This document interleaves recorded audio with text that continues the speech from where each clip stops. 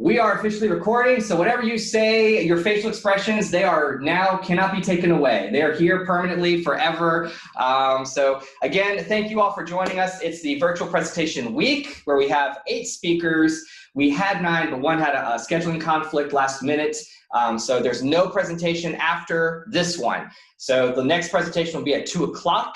So just keep that in mind. And again, thank you for virtual presentation week and joining us. And this is recorded. You will be muted until question time with Douglas Pace when he's ready for that. But for the moment, wow, we have quite a few people that just out of nowhere started joining in. So what I would like to first do is just say thank you to our amazing sponsors that we have.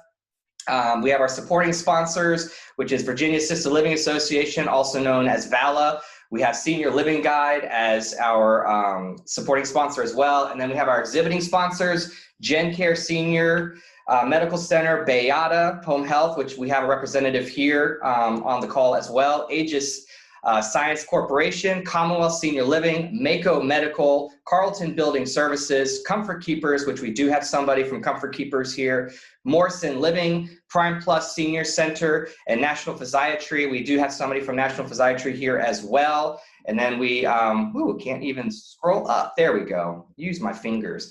And then our silver sponsor is Next Chapter of Virginia. Our gold sponsor is Caption Call, and our keynote sponsor is Anthem, which is Micah, and he will go into sharing a little bit about what Anthem does and how they help our seniors, especially in these unprecedented times. So Micah, I will now let you have the floor, sir, and I will mute myself. Good morning, everyone, and good morning, Micah. Namesake, I call him, my twin. I've known Micah 5 years. Well, it's going on 6 now since we met, and it's just like we have known each other since kids. And it's very rare you find someone in life that has the passion that Micah has, and that he gives back to his community, to his family as that continues to grow. Good to see you too, Brandy. Don't get to see you at all as well. In meetings, but it's definitely a blessing to be able to be alive today, to be able to witness such a prestigious event.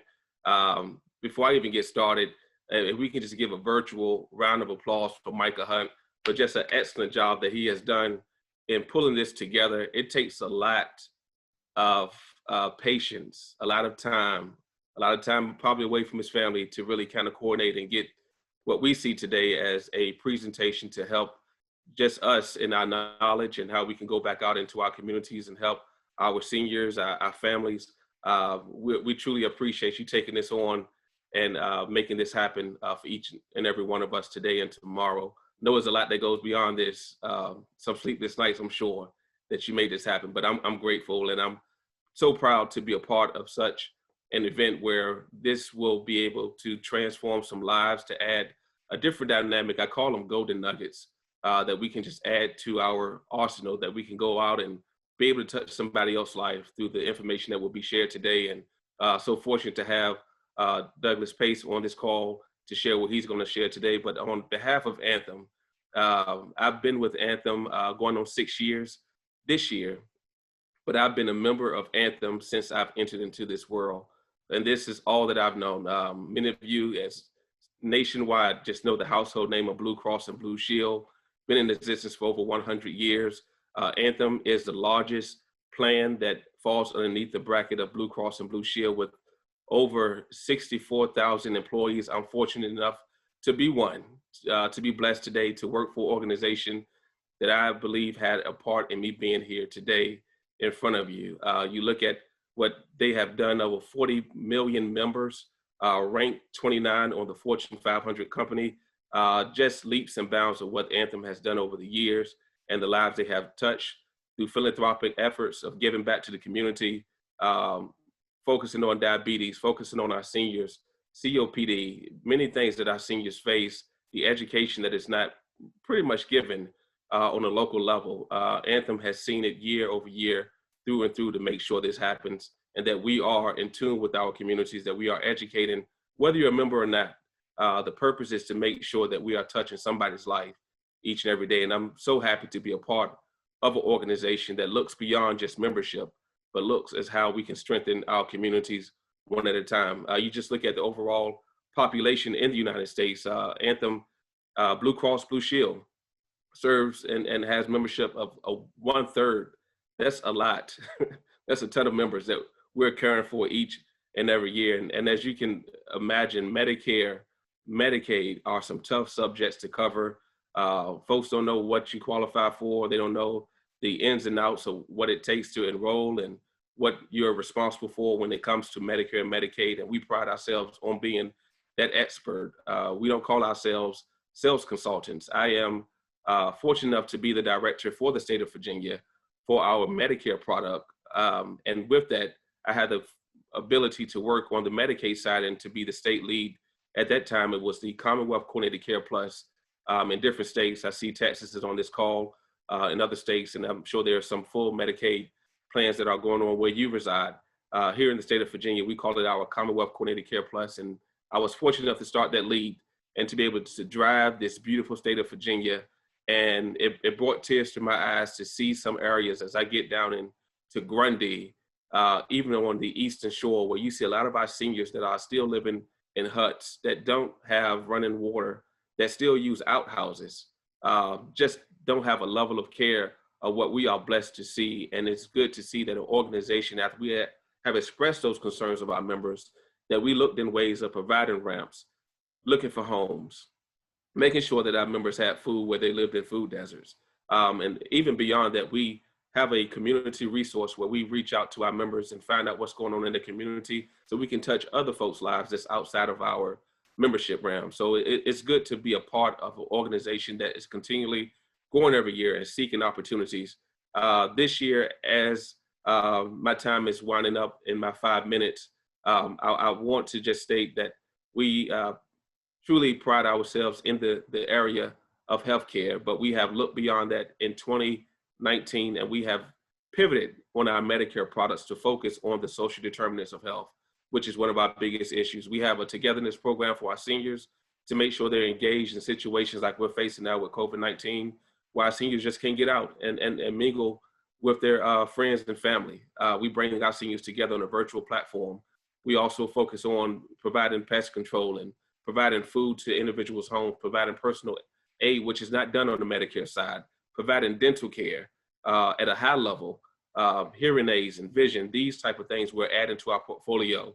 With over 16 plans we offer in Medicare, that is a robust plan offering for any health insurance company, that our members have 16 choices to choose from, which can be confusing, but we are experts to help guide that decision. So thank you, Micah. Thank everyone on this call for being a support to this event that is happening over the next few days. I'm sure your heart will be blessed, and mine has been blessed already. Being able to see Micah, to his point, I haven't seen him in a long time, just talked to him, but glad to be a part of this awesome event. This is history at its finest, and I'm glad to be a part of it. Thank you, Micah, for the opportunity to speak, and I pass this back to you. Thank you, Micah. It's always good to say that from one Micah to the next. So for a reminder, those of you that are on the phone, please email me that you have attended so you get the CEU credits at the end of this call. Without further ado, I will now turn it over to Douglas Pace, and he will introduce himself and share his screen and provide us with a wonderful presentation. Doug? Thank you so much to both of the Micahs and for the opportunity to be here with you today. Let me get my screen up and going here. Can you see it, Micah? Good deal. Well, everyone, thank you so much. I appreciate the opportunity to speak with you today. I'm Doug Pace. I'm Director of Mission Partnerships with the Home Office of the Alzheimer's Association out of Chicago, although I work out of our public policy office in Washington, D.C., and I'm coming to you today from my home where I've been working for about the past year in Alexandria. I have a lot of information to cover with you today. The good news is all of the things I'm going to be talking about are available on our website at alz.org, and you'll have a recording of this and the slide deck later for you to go back and to refer to. So I'm just going to get started. One of the documents, well, let me first introduce myself a little bit more too, and let you know I'm a licensed nursing home administrator. I ran a community in Nashville, Tennessee many years ago. From there, I was the president of Leading Age Tennessee and then worked for the Leading Age National Office for many years, My most recent position before coming to the Alzheimer's Association, I was the executive director of the Advancing Excellence in Nursing Home campaign. So some of you that have been on the nursing home world for a while probably know and remember using those Advancing Excellence products. And when I came to the association about almost 6 years ago now, in my role, I'm the point person on all issues related to long-term and home and community-based care. So I want to start our presentation today just giving you some facts and figures. You know, one of the great publications that the Alzheimer's Association puts out every year is our Facts and Figures report. We're actually getting ready to release our new report, hopefully in March. But every year that report has the latest facts and figures, but it also has a special report, and the 2020 special report really looked at the role of primary care physicians. So what do we know? We know that more than 5 million Americans are living with Alzheimer's disease, and that number is going to continue to increase. It's now the 6th leading cause of death in the US, and the 5th leading cause of death for those aged 65 or older, or women of any age. So this report also, with that special report, looked at the role of primary care physicians, and really, and again, for time, won't go into details on that, but you can see that about half of the profession say they're really not prepared to meet the demand of the increase in people living with dementia in the coming years. This just gives you a quick snapshot from that report, and you can see that Virginia, where I think most of you are from, are falling within that 22 to 28% range between now and 2025 on the increase that we're going to see. And there's some pretty alarming numbers really across the country. But look at this number from 2000 to 2018. Alzheimer's deaths increased by 146%, just a dramatic number. And if you compare that to other disease categories where we've had so much success is looking at things like HIV and stroke and heart disease. But you know, one of the good news is on this side is we're now getting more money into research. In 2011, the Alzheimer's Association was instrumental in the passage of NAPA, the National Alzheimer's Project Act. And with that, working with Congress and other folks to really get more funding for Alzheimer's research. We were very much underfunded compared to these other disease categories. So in 2011, only $448 million a year were allocated through the National Institutes of Health to look at Alzheimer's research. And so every year we have really been fortunate, and a lot of that is thanks to a lot of you. And I want to call out Micah especially, and you know, all the work that he's done and all the work that all of our volunteers do. I mean, the way that we've been successful is really not only from the hard work of our public policy office and working with members of Congress, but really all of you as volunteers just really making the difference and really making those phone calls to your legislators to stress the importance of this. So between 2011, where we started out with 448 million, as of 2021, that number has increased to 3.1 billion. So that's a 7-fold increase. So now we're hopeful that with all the money now that we have going to research through the National Institutes of Health, that we're going to change this graph. We also know that there's gender and racial differences in Alzheimer's presence. About 2/3 of Americans with Alzheimer's are women. And we also know that this is a disease that disproportionately affects the Black, African, and Hispanic Latino communities.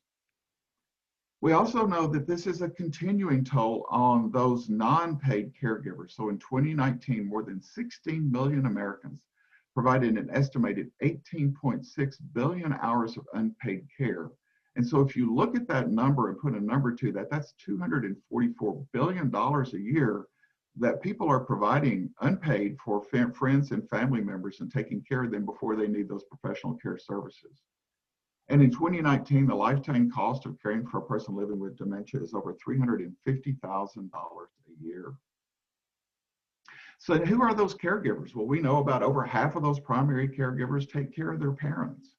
About a quarter of them are those sandwich generations who are taking care of both an aging parent and a child, many times under that same roof. And again, not only does this disease affect women disproportionately, about 2/3 of those women are caregivers, and about 1 in 3 are age 65 or older. And about 41% of those have a household income of $50,000 or less. So if you think about the slide before where we talked about the lifetime cost is over $350,000, you can just see from an economic standpoint as well how those numbers just don't add up.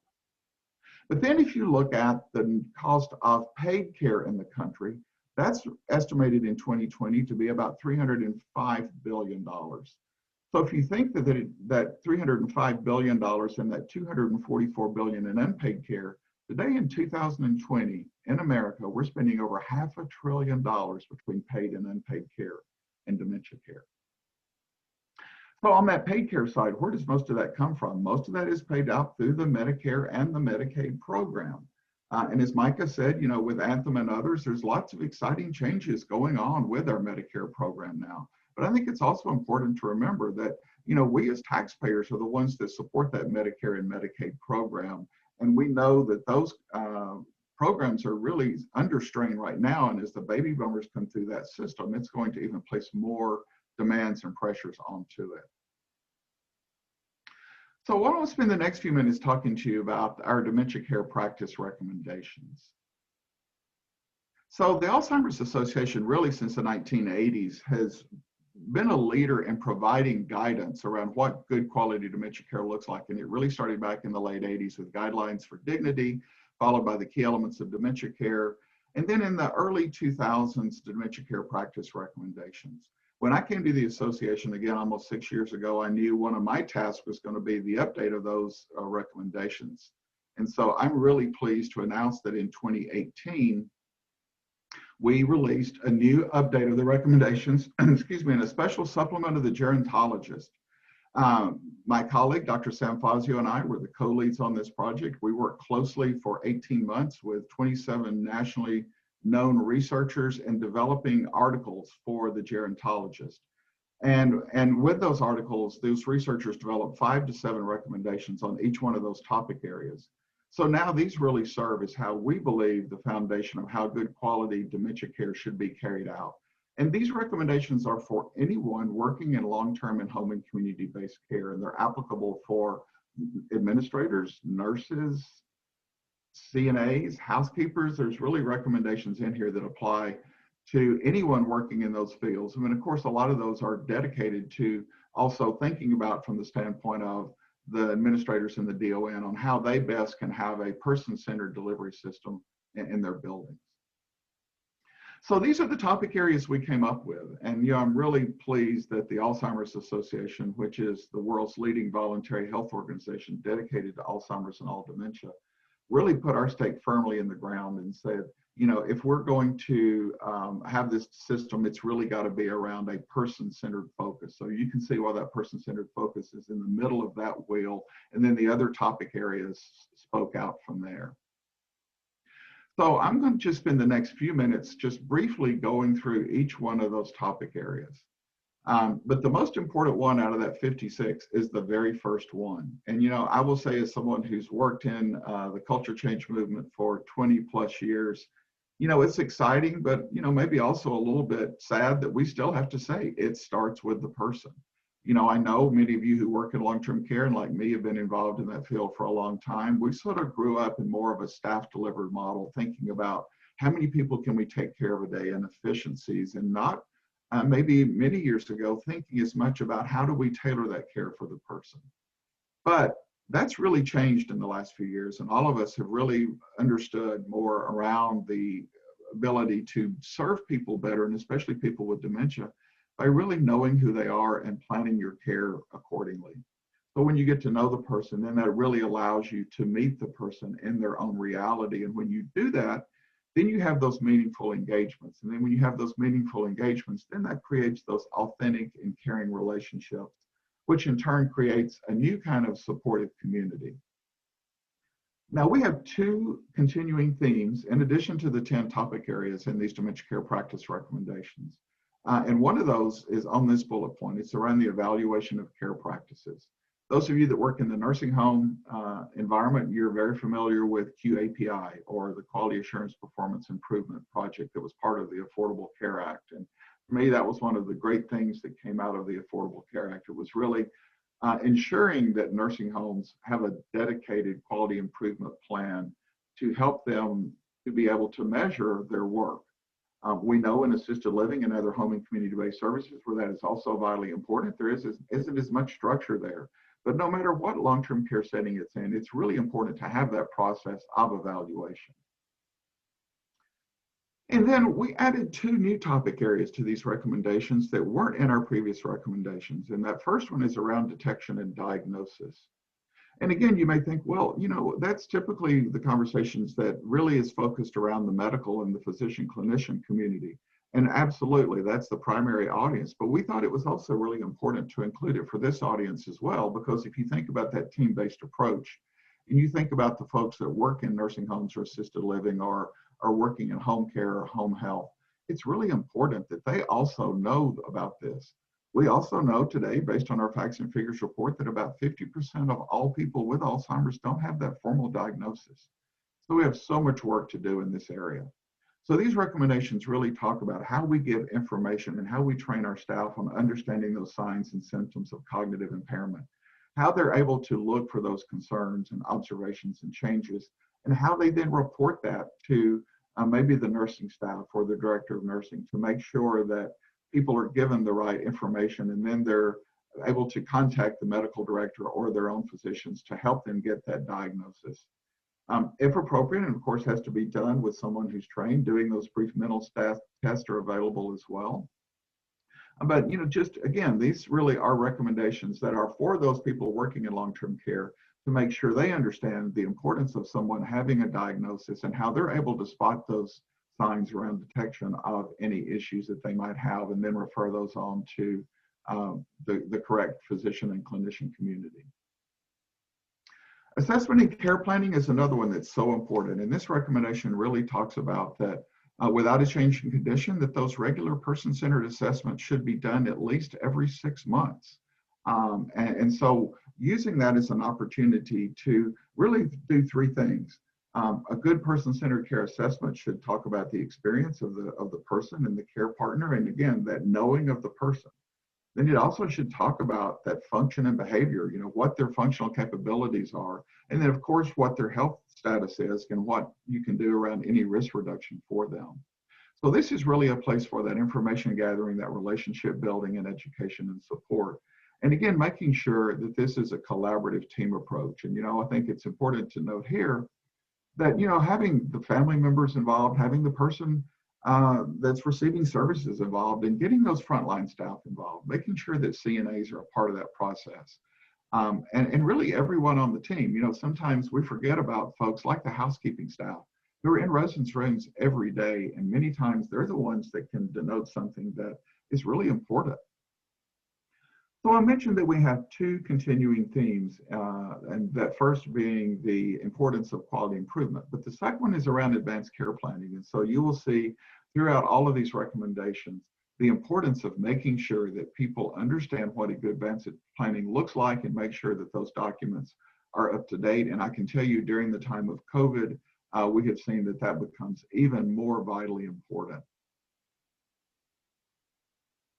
And then our other new topic area is really around medical management. And again, this is a new topic area that we didn't address before, but we thought it was so important for staff to really understand the role of the medical providers and what their role they play. For most of you that are working in a community, you have a medical director that you contract with that comes into your building, and really for the staff to understand the role of what that looks like, to make sure the staff understands what those common comorbidities of aging are. Matter of fact, one of the things we know from our facts and figures report is people with Alzheimer's and related dementia have more comorbidities than people without dementia. And then looking at those non-pharmacological interventions. I'm going to talk about this a little bit more in a few minutes, but man, this is just a huge area that I can tell you is of some concern. We know that there's been an overuse of antipsychotic medications in nursing homes and in assisted living. Many of you on the provider side that are here today know about the National Partnership to Improve Dementia Care. When I was at Advancing Excellence, which was a partnership with CMS, we hosted the National Partnership on our Advancing website. And when that program started in 2011, nationally, we know that 23.9% of all long-stay nursing home residents were on antipsychotic medication. So CMS has been really working diligently over the past few years and working with you in the nursing homes and to really help decrease the amount of antipsychotic medications. And they just posted some new data a couple of weeks ago. The last data that's available is around the second quarter of 2020. And it's really exciting to report that that rate has gone down from 23.9% 10 years ago to 14.1%. If you want to see a little bit more detailed information around where your particular state is, again, you can just go to the website of the National Partnership to Improve Dementia Care, and you can see your state data as well. But that's a 41% decrease. So making a lot of really headway on the nursing home side. I can tell you on the assisted living side, we work closely with Dr. Shel Zimmerman, who's a researcher at the University of North Carolina. She's got a grant from the National Institutes of Health and looking at antipsychotic use in assisted living. And her preliminary data shows that 27% of all assisted living residents are on antipsychotic medication. So it's a lot of work that we have to do in assisted living as well. Now, we know that there may be times that a pharmacological intervention is necessary. So again, that's where it's really important for the staff in nursing homes and assisted living, or maybe those of you who are working in home-based settings, to really have that strong relationship with the physician-clinician community so you can work together to know when a pharmacological intervention is necessary. One of the most important things to remember there is when you start a pharmacological intervention is to think about what the endpoint is, because again, we know many times the reason that there's such a high use is those medications are never discontinued, so that person stays on them far longer than they need to. And then again, we talked about advanced care planning. You'll see here on this slide as well that talks about having those end-of-life discussions is so vitally important. So the next is around information, education, and support. And really this talks about how we all plan and care for the future. And we know, and from the Alzheimer's Association, we talk about Alzheimer's disease in 3 stages, that early, middle, and late stage. And so thinking about it, each one of those stages. And I can tell you, this is where the Alzheimer's Association has so many great free resources for you, and especially for people who have just been diagnosed with the disease. There's so many resources that we have that I would just really encourage you to look around. But you know, in early on, people are really just wanting to understand what that diagnosis looks like and really think about what support groups are out there and how can they find out more information. And then as they move more into the middle stage of the disease, then they really are starting to think about what do those supportive living environments look like? What type of need am I going to help with my activities of daily living as this disease progresses? You know, one of the tragic things about Alzheimer's disease that we know today, that it's a progressive fatal disease of the brain. And currently, although we hope with our medical science research this is going to change, but currently there's no way to slow down the progression of this disease. And so the more information that people can have, the more important it's going to be. And of course, finally, at the end, it's really to help people understand what settings are out there for them and really the importance of starting those end-of-life discussions. So to make sure that people's wishes are honored at the end of life. The next area really talks about ongoing care. And when we started developing the special supplement for the gerontologist, we thought we would only have one article around ongoing care, but we realized there's now new evidence out there that really gives us the opportunity to have 2 different articles. So we split this up. One that looks like it's a support for ADL function, and this one really focuses on dressing and toileting and eating. And what are the evidence that shows us how we can help with dignity, respect, and choice? You know, sometimes with dressing, it can be some simple things. If you think about if you have a resident that's maybe in a security egress memory care unit and the staff comes in the morning to help the resident get dressed. You know, instead of going to and opening up the closet door and saying, well, Mrs. Jones, you know, what would you like to wear today? Well, that's a little bit overwhelming for the person with dementia. And, you know, maybe on the opposite end of the spectrum, they might say, well, why don't you just put this on today? And you're not giving that person choice. But think about that middle ground where you give the resident 2 or 3 choices. You lay them out on the bed and you have a conversation and you allow them to make the choice of what they want to wear every day. We know with toileting also, for instance, that simple things like having people on a good schedule around checking for incontinence, having regularly scheduled bathroom breaks, keeping people to be continent for as long as possible is so important. Sometimes it's really simple things like making sure that the door to the toilet is open so people have that line of sight. Sometimes also just another simple step is painting the wall behind the toilet a contrasting color. Many times in assisted living, it's a world of beige, or in nursing homes, it's a world of beige. So having that beige or white wall with a white toilet, again, having that contrast can really make a difference. And then finally around eating, making sure, and again, we know many times, especially with COVID, that residents now are not able to have that communal dining. We're seeing so many issues around weight loss and people not eating like they normally did. So how do you make sure that you're providing opportunities with giving people the adaptive devices and things like high contrast dinnerware and anything you can do to help them to increase their food intake. And making sure that you have foods, again, with knowing the person, make sure that you have foods that are not only nutritionally appropriate for them, but culturally appropriate, and just foods that they like to eat. And then this next one is, I'm going to spend a little bit more time here because this one is so important. This is around what are those dementia-related behaviors. We know that, again, one of the realities of having dementia is that having those social and physical environmental triggers that can really making a difference. And again, knowing now that we have so much more evidence around those non-pharmacological practices, and sometimes they're really not that expensive to implement. It's more of just knowing what they are, utilizing them, knowing the person, and then trying them. And then again, evaluating. You'll see that quality improvement piece popping back up and showing it's really important to not only try things out, but to measure it as well. So these next few slides just go through this in a little bit more and actually gives you an idea where we now know that we have evidence that instead of giving someone an antipsychotic medication, there's things that we can do differently around aromatherapy or massage therapy or multi-sensory stimulation or bright light therapy. I'm excited today that it's a bright, it's sunny and bright today. I'm hoping I'm going to get some time to get some of my own bright light therapy. It's going to be almost 60 degrees in Alexandria today.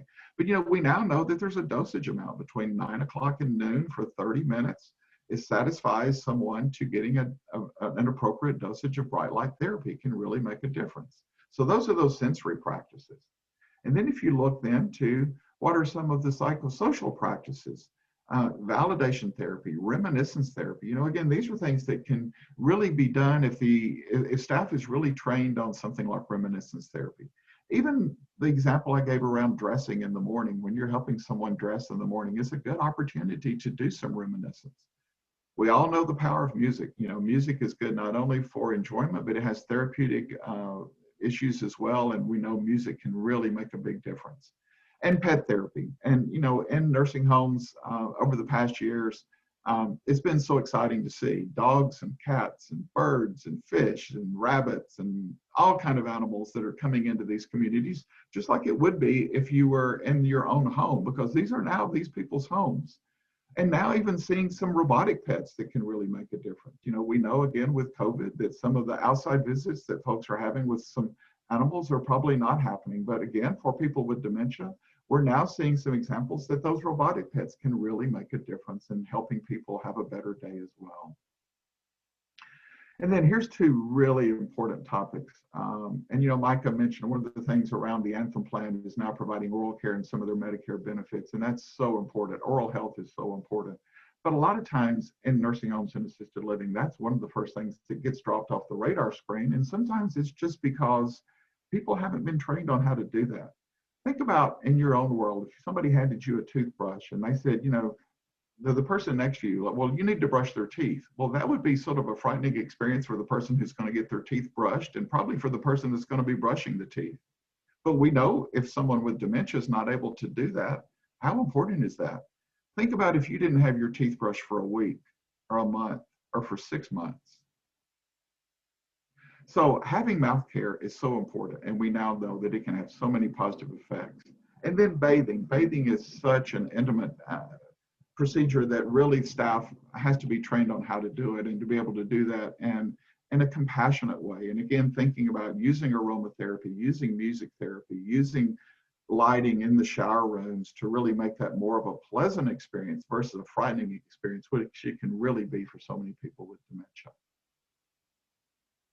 And then the next area, and I've said before that that so many of these recommendations are the most important. Well, think about workforce. If you don't have a good trained workforce, then none of these other things are going to happen. So it's so important to have that orientation and that training. And we know that many people leave their positions just because they don't feel like that they're prepared to do the job. So making sure they have that training and that ongoing training is so important. Making sure that there's teamwork and interdepartmental and interdisciplinary collaboration is, again, so important. We know now with COVID everybody's roles have changed. And so people that maybe just came in and were working in an office setting, you know, now they're probably still doing that work, but they're going out and they're interacting with residents during the day. And they are maybe spending time with the residents on just visiting, or maybe they're sitting down with them at mealtime to have a conversation with them. So making sure that everyone in the building knows what good dementia care practices are really makes a difference. And of course, having that caring and supportive leadership team is so important to make sure that we are setting the tone, to make sure that leadership really embraces that philosophy of person-centered care, and then sort of flips that pyramid and it really trains and empowers frontline staff to be able to do some decision-making on their own, and leadership to be able to support that is really important. And again, you see that continuous improvement in there, and that's just also really important, and thinking things around turnover. And one of the ways that you can make sure that you've got a good stable workforce is actually measuring your turnover and seeing where your problems are. So one of the things that is a part of this article as well is talking about what some of those long-term care principles are. You know, we know staffing levels is something that, you know, on the public policy side is a contentious subject. And, you know, what are the correct staffing ratios? And, you know, we really think about promoting an acuity-based staffing ratio, you know, something that really matches the staffing pattern to the acuity of the residents on a daily basis. So making sure those staffing levels are good, not only during the day shift, but in the night shift and at all times as well. You know, we've talked about the training fees. Of course, staff should be adequately compensated for their work. And man, we could spend hours just talking about that topic. We know that for many of you who are working in a building that's Medicaid or Medicare, you know, that's something that rate is set through your Medicaid rate, and you don't have a lot of flexibility around that. So one of the things that we continue to do is to advocate with members of Congress at the federal and the state level on the importance of making sure that those Medicaid rates are adequate to give people the opportunities to earn a living wage. And then just making sure that not only is it a working environment that is pleasant and where people feel empowered, but also that they have an opportunity for career growth. And then just finally reminding all of us that working with families is part of that team building as well, and that many times those families really can help us so much in providing that good care that we all want to provide. Supportive and therapeutic environments, and this article was developed by Dr. Maggie Calkins, who's really spent a lot of work on the built environment and really thinking about what that sense of community looks like. And you know, here we know that, you know, it's nice to have a beautiful brand new building, but we also know that, especially on the nursing home side, we have a lot of aging stock of nursing homes that are 50, 60-year-old buildings. And so you can still provide person-centered care in those buildings. And I would say to all of you, you know, I know for myself, it doesn't take me too long when I work through the front door of a community to really get the sense of what that community is all about. Is it a supportive community? Is it a place that feels warm and embracing? And is it a place where people have opportunities for choice and meaningful engagement? So this article just goes through and gives you more ideas on how to accomplish that. And then the next one is around transitions and coordinations of services. And you know, I would say out of all of the articles from the standpoint of evidence, this is probably more evidence here than we have in any of the other articles. There's been a lot of work done around this area. I'm thinking of Dr. Mary Naylor at the University of Pennsylvania with her advanced practice transition plan, Dr. Eric Coleman out of Colorado, who's done a lot of work around this. We know that transitions are traumatic for anyone, but especially for people with dementia. So knowing what those good evidence-based models are that can help with that can just make so much difference. And knowing the preference and the goals of persons living with dementia. You know, I would say to all of you today that are working in a long-term care community, make sure that someone is checking the resident records of every one of your residents and make sure that those advanced care planning documents are current and up to date and have all of the contact information. And you know, one of the reasons that's important is because we know transitions happen many, many different ways. You know, I can tell you I'm actually living this in reality in my own personal life. I have a family member who did live in a security egress memory care unit in Southern Virginia. That building went almost a full year with no COVID infections. They actually had, about a month ago, they had their residents vaccinated with their first vaccine, and almost all of the staff got vaccinated. But later in the week, people started getting sick. Someone had brought COVID into the building. In the instance of my family member, they noticed that she was lethargic on Saturday. On Monday morning, we got the call that she was being rushed to the nursing home, and on Tuesday, she was put on a ventilator. And, you know, the doctor was pretty frank with us and said, you know, typically she has mixed dementia. She has frontotemporal dementia and Alzheimer's dementia. And so we were sort of preparing for the worst. But, you know, the good news is she's a fighter, and she is now off that ventilator, and she's been transferred out of the ICU, and she's now in a long-term acute care hospital in Greensboro, North Carolina, which is the closest place they could transfer her to. Probably the next step after that, 2 or 3 weeks there, rehabilitating her. She'll probably go back to a skilled nursing facility. The hope is that she can get back to baseline to go to assisted living.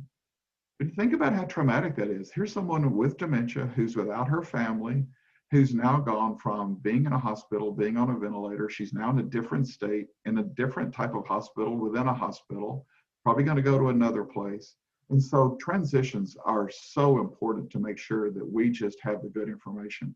And you have those advanced care planning documents. Again, we've heard so many stories from physicians during COVID who are getting residents into the emergency room where they're having to make some life and death decisions, and they pull those advanced care planning documents and they're either not there or they're there with phone numbers that are out of date and they can't get a hold of anybody. And unfortunately, sometimes those people die without ever being able to contact a family member.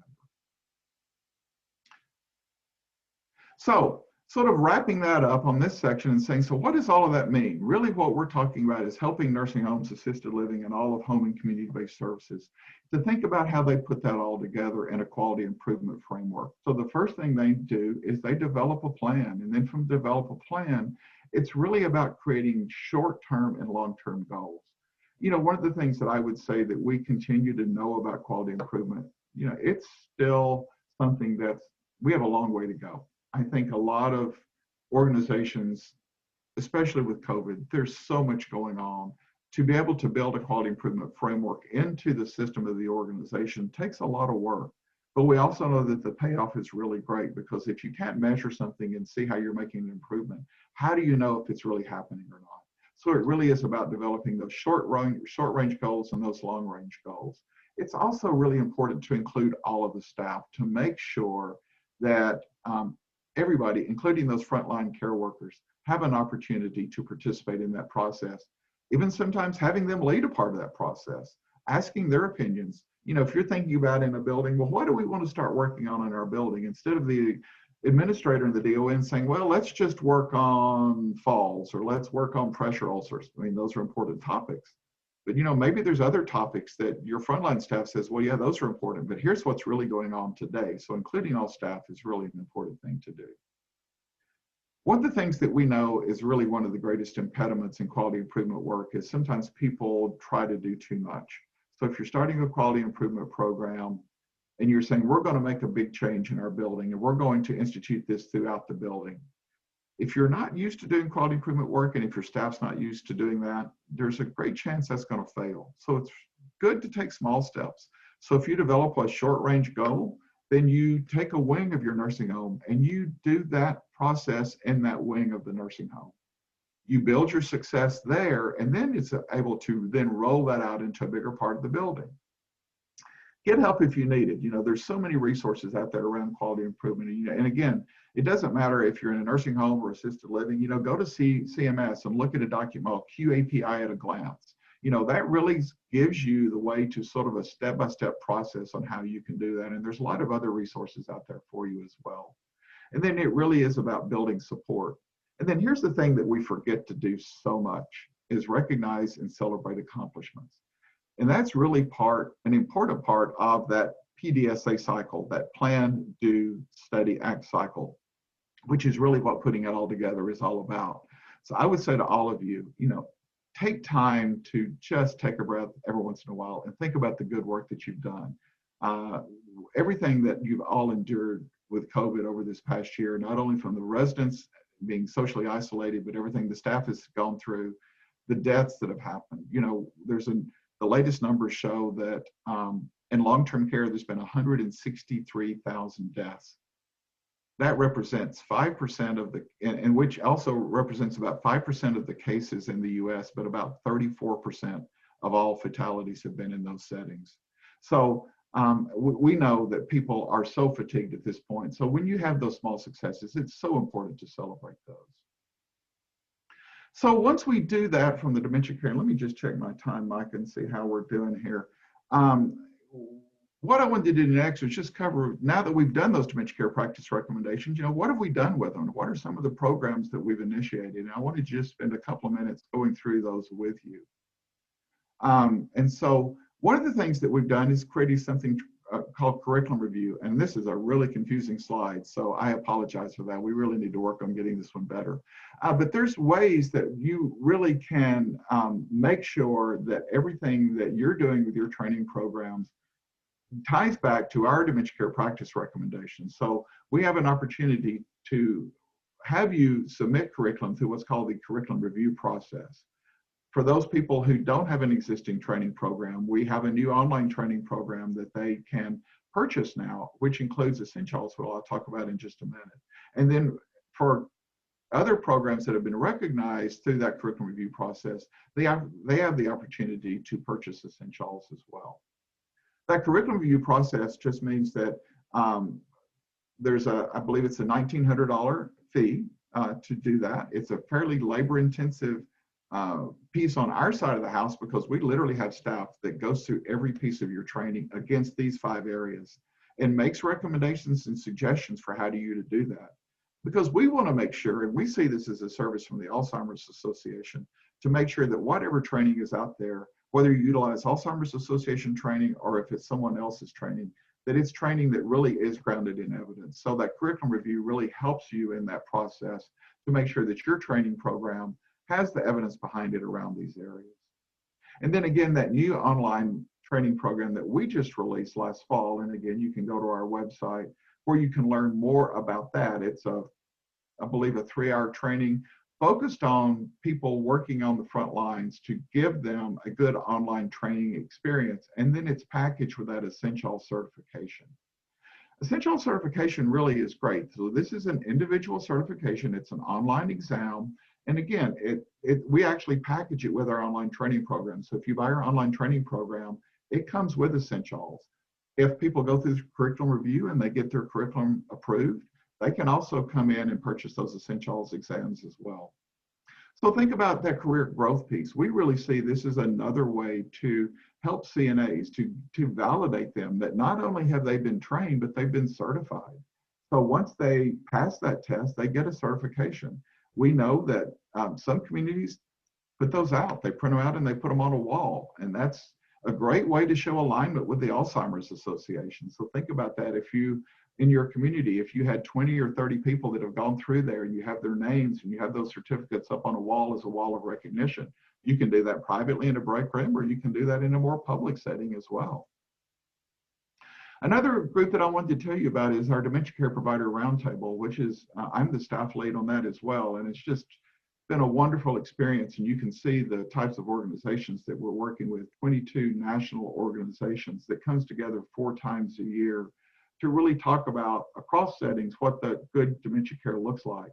It's really exciting that that group recently had an article published in JAMDA, which is the Journal of the American Medical Directors Association, talking about from their perspective what is really needed to provide effective person-centered care for those dementia-related behaviors. And it's, excited because this is more of the provider community who is sharing their experiences in a peer-reviewed science journal, and that's not something that happens a lot. So there's a hot link that's hyperlinked in there, so you can actually download and take a look at that article. That group also has another article out for peer review right now. We're hoping to get good news on that in the next couple of weeks. And that article really is looking at the COVID-19 experiences and how they've worked on that. And then Project ECHO. Many of you may have heard about Project ECHO. Project ECHO is an all-teach, all-learn method. Again, and one of my responsibilities at the association is to lead our long-term care Project ECHO work. We're currently in the middle right now of a really exciting initiative. A part of the Agency for Healthcare Research and Quality, which is under HHS, was actually able to fund the Project ECHO team at the University of New Mexico $250 million to try to get to all of the nursing homes across the U.S. to help them around quality improvement and infection control. Project Echo then subcontract to training centers, and we've been fortunate enough to be selected as a training center. So I have a team of staff who every week are on camera. Matter of fact, right now they're running a Project Echo session. 18 hours a week, we're on camera talking with these nursing homes around the country in this interactive way around how we can not only give them information, but learn from them as well. And that's the beauty of Project Echo, is that all teach, all learn environment. And then the other thing that's exciting, we're just getting started, it is our organization-wide consultative coaching model. We're really now taking those dementia care practice recommendations, and we're going into nursing homes and assisted living, and we're sitting down with them in a consultative way. And I say sitting down with them, of course, that's virtually now. We hope that'll be in person in the near future, but we're really working with them to help them understand the importance of providing good dementia care and using these building blocks in their systems as well. So the last thing I wanted to cover today is something that with COVID that we developed in March. So when COVID hit, I took the lead in developing some emergency preparedness guidelines for persons living with dementia in long-term care settings. And here's the link on where you can download that. And why is that important? Well, because we know in emergency situations that really there's many different things that are going to come into play. We know that about 48% of all persons with dementia reside in nursing homes, and about 42% of all people living in assisted living are persons with dementia. But also looking at home and community-based services as well, over 30% of all people receiving those services have dementia. So we developed these guidelines. We reached out to our Dementia Care Provider Roundtable members.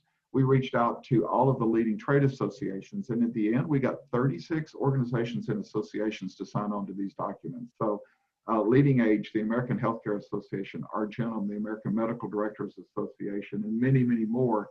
If you go to the link, it'll give you the list of all of those on there.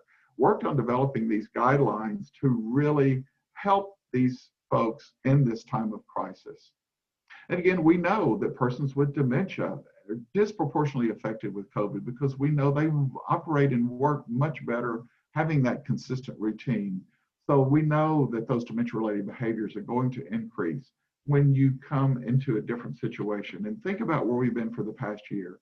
We've just really changed the environment. I mean, nursing homes and assisted livings were created to be a social environment for people to be up and out of their rooms all day long and be dining with their friends, going to activities with their friends. And now for months, they're in their rooms for the majority of the day with the door shut.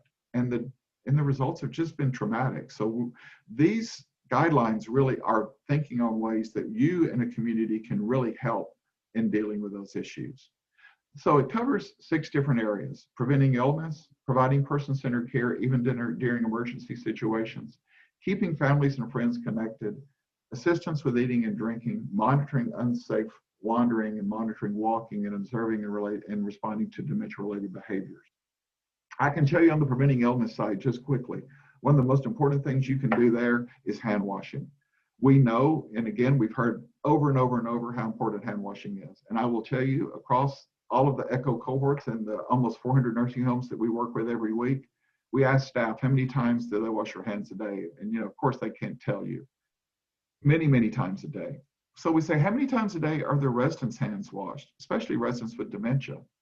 And I will tell you almost universally, there's a pause and they go, well, we don't know. So one of the things we've really talked about for folks with dementia, maybe having a supervised hand washing schedule is so important because hand washing is so important. Keeping families and friends connected, again, having a what you need to know fact sheet. So to make sure you have all that contact information. So you're not in a situation if you have a family member that goes out to an emergency room in the middle of the night and they need to get a hold of you, it's so important. Assistance with eating and drinking. One of the biggest things that we've seen with the onset of COVID is weight loss, tremendous amounts of weight loss. Because again, we know people with dementia eat better and have better food intake if they dine with their friends and family.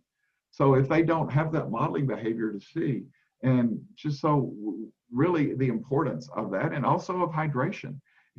We've heard some really disturbing stories that in buildings with high rates of COVID, they're spending so much time in those rooms We've actually had residents with dementia die from dehydration just because no one is checking on their hydration levels. And then having the ability to make sure that people get exercise every day is so important. You know, again, across the country in the beginning of the pandemic, you know, we even had, I believe in Los Angeles County, they forbid residents from going outside, even for an hour a day at the height of the pandemic. Making sure that people get an opportunity to exercise every day is so important. And then again, just observing and responding to those dementia-related behaviors and making sure that staff knows first to check for pain, hunger, or thirst. But beyond that, there's many different ways that they can really make a difference as well. And then one of the most important ways they can do this is having a personal information form in the residence room that just, if you have new staff coming in, that there's ways that they can just quickly get to know that person so they can better provide those person-centered care choices.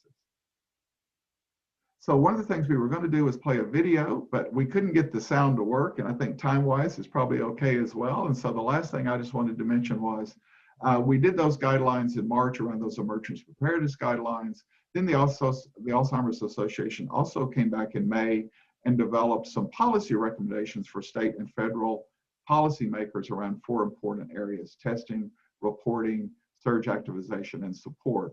And we've been working closely with state policymakers and federal policymakers on those issues as well.